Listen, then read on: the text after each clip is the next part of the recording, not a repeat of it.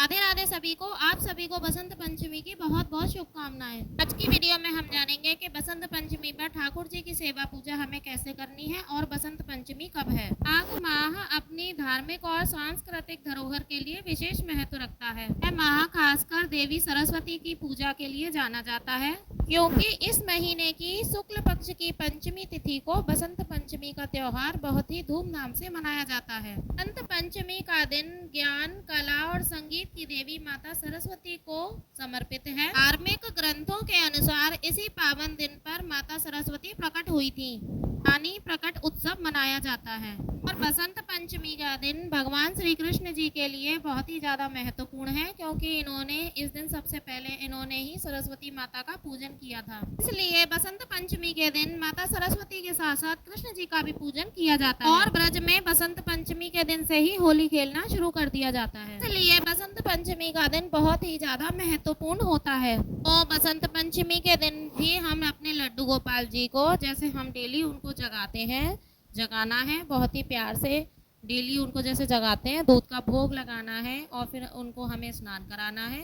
तो स्नान कराने से पहले आप चाहें तो उनको उपटन लगा सकते हैं। उपटन बनाकर केसर, हल्दी और चंदन से उपटन बनाकर आप अपने लड्डू गोपाल जी को लगा सकते हैं।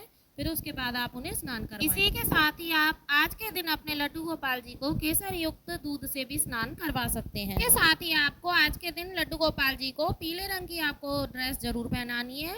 आपके पास अगर पीले रंग की ड्रेस हो आप तो उनको आज के दिन अवश्य पहनाएं।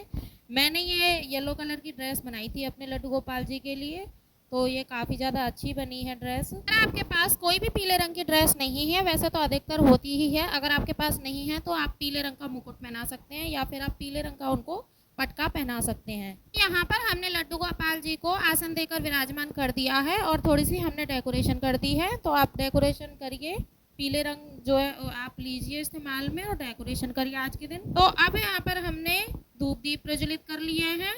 दिया आप चाहे तो तिल का तेल का एवं घी का दीपक आप जला सकते हैं। उसके बाद पीले चंदन से हम अपने लड्डू गोपाल जी को तिलक करेंगे। पीले चंदन से तिलक किया पहले हमने, फिर उसके बाद हम रोली से तिलक करेंगे। तो हम दीवे को और धूप दीप को भी तिलक कर लेंगे। दीपक का भी हमें पूजन करना है और इसके बाद हम लड्डू गोपाल जी को फूल समर्पित करेंगे। तो फूल आपको इन दिनों में आपको बहुत ही सुंदर सुंदर फूल आपको मार्केट में मिल जाएंगे।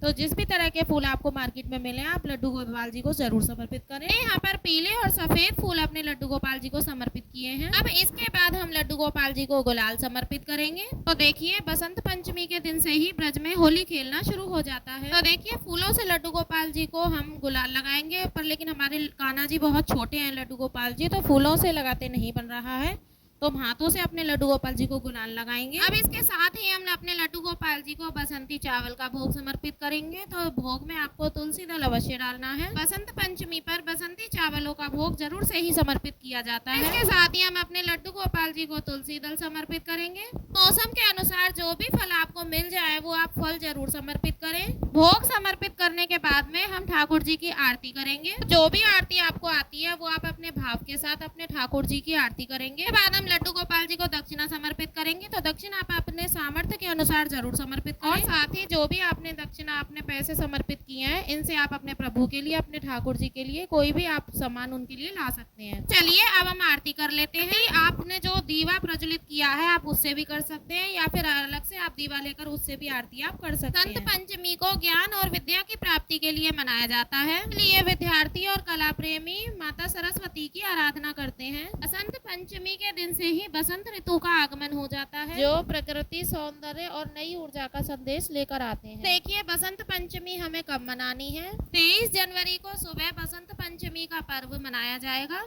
वह 2:29 पर शुरू होगी और 24 जनवरी को सुबह 1:45 पर इसका समापन है। और 23 जनवरी को ही बसंत पंचमी का पर्व हमें अपने ठाकुर जी के साथ मनाना है और साथ में सरस्वती माता की भी पूजा हमें करनी है। वीडियो पसंद आया हो तो लाइक जरूर करें। मिलते हैं नेक्स्ट वीडियो में, तब तक के लिए राधे राधे, हरे कृष्णा।